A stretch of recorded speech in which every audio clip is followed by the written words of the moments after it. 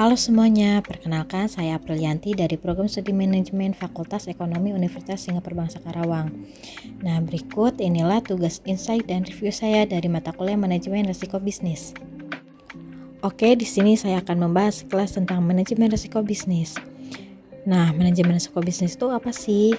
Menurut Irham Fahmi 2010, manajemen risiko bisnis adalah suatu bidang ilmu yang membahas tentang bagaimana suatu organisasi atau perusahaan menerapkan ukuran dalam memetakan berbagai permasalahan yang ada dengan menetapkan berbagai pendekatan manajemen secara komprehensif dan sistematis. Selanjutnya ada tujuan dari manajemen risiko. Nah, yang pertama itu untuk melindungi perusahaan, yang kedua untuk membantu pembuatan pembusuran kerja, yang ketiga untuk mendorong manajemen agar produktif, yang keempat sebagai peringatan untuk berhati-hati, yang kelima untuk meningkatkan kinerja perusahaan, dan yang keenam untuk sosialisasi manajemen risiko. Dari manajemen risiko tersebut terdapat beberapa jenis risiko yang ada pada perusahaan, yaitu yang pertama risiko murni. Nah, risiko murni adalah jenis risiko yang tidak bisa dikendalikan, yang dimana jika risiko tersebut terjadi akan menimbulkan kerugian bagi pihak yang bersangkutan, dan apabila tidak terjadi maka tidak akan menimbulkan kerugian. Kemudian yang kedua ada risiko dinamis. Nah, risiko dinamis adalah segala bentuk risiko kerugian akibat adanya perubahan dalam suatu ekonomi.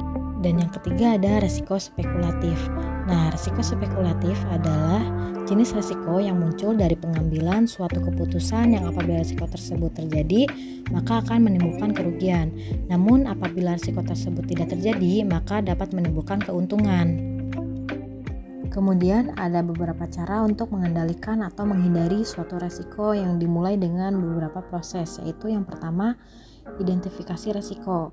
Nah, identifikasi risiko dilakukan untuk menggali kejadian-kejadian dalam pelaksanaan suatu tindakan dan kegiatan yang mungkin dapat menghambat pencapaian suatu tujuan atau sasaran.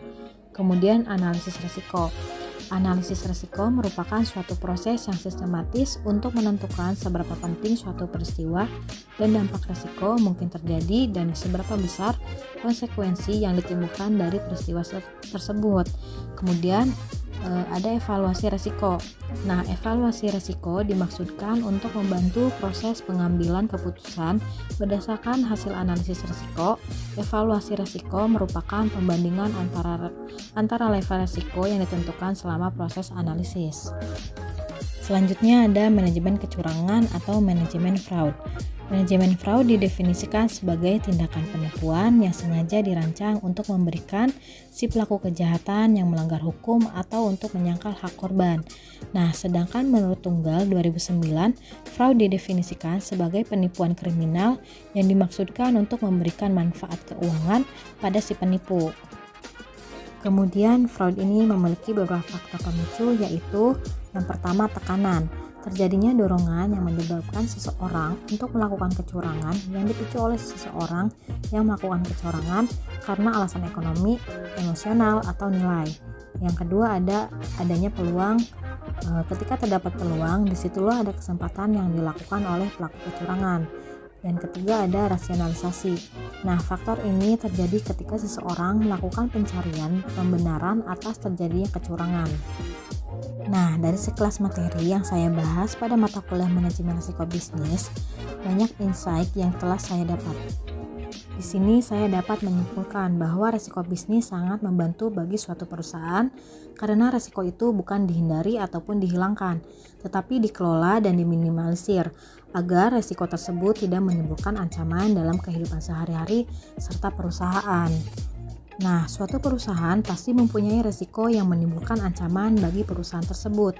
Tetapi dengan adanya pembelajaran manajemen risiko bisnis ini, saya jadi lebih mengetahui bahwa kita tidak dapat menghilangkan risiko yang ada, tetapi kita dapat mengelola dan minimalisir risiko tersebut. Maka dengan itu, manajemen risiko sangat membantu dalam mengelola suatu perusahaan agar perusahaan tersebut dapat mengurangi dampak atau buruk dari risiko yang ada. Itu saja yang bisa saya sampaikan. Semoga bisa bermanfaat bagi teman-teman semuanya. Kurang lebihnya mohon dimaafkan. Terima kasih. Bye-bye.